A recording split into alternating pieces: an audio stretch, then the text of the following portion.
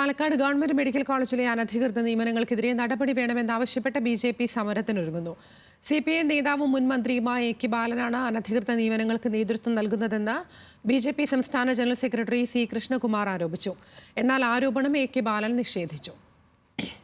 Palakkad government medical കോളേജിൽ doctor നിയമനത്തിലുൾപ്പെടെ വലിയ ക്രമക്കേട് നടന്നുവെന്നാണ് ബി.ജെ.പിയുടെ ആരോപണം. മെഡിക്കൽ സൂപ്രണ്ട് ഉൾപ്പെടുന്ന ഉയർന്ന തസ്തികയിൽ ജോലി ചെയ്യുന്നവരുടെ നിയമനത്തിൽ പോലും മാനദണ്ഡങ്ങൾ പാലിച്ചില്ലെന്ന് ബി.ജെ.പി. സംസ്ഥാന ജനറൽ സെക്രട്ടറി സി. കൃഷ്ണകുമാർ പറഞ്ഞു. 2016 മുതൽ 21 വരെ പട്ടികജാതി വകുപ്പിൻ്റെ മന്ത്രി അദ്ദേഹം.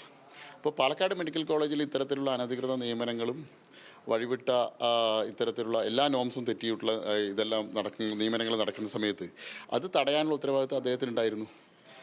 അദ്ദേഹം ഇതിനെതിരെ യാതൊരുവിധ നടപടിയും സ്വീകരിക്കാൻ തയ്യാറായിട്ടില്ല, ഇന്നും തുടരുന്നു. മുൻ മന്ത്രി എ.കെ. ബാലനെതിരെയാണ് ബി.ജെ.പിയുടെ ഗുരുതര ആരോപണം. അദ്ദേഹത്തിൻ്റെ ഇടപെടൽ എല്ലാ ആളുകൾക്കും അറിയാം. കൃത്യമായിട്ട് അവിടുത്തെ ഏറ്റവും താഴെത്തട്ടിലുള്ള ജീവനക്കാർ മുതൽ ഡയറക്ടർ വരെയുള്ള നിയമനങ്ങളിൽ അദ്ദേഹത്തിൻ്റെ റോളിനെ സംബന്ധിച്ച് എല്ലാവർക്കും കൃത്യമായിട്ട് അറിയാം. പാർട്ടി സഹയാത്രികരായിട്ടുള്ള ആളുകളെ, പാർട്ടിക്ക് താല്പര്യമുള്ള ആളുകളെയാണ് അവിടെ നിയമിക്കുന്നത്.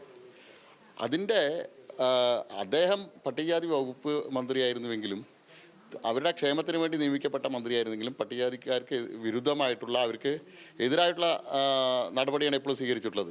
മെഡിക്കൽ കോളേജ് നിയമനങ്ങളിൽ സുതാര്യതയില്ലെന്നും ബി.ജെ.പി. ആരോപിച്ചു. അനധികൃത നിയമനങ്ങൾക്കെതിരെ നടപടി സ്വീകരിച്ചില്ലെങ്കിൽ സമരം ശക്തമാക്കാനാണ് തീരുമാനം.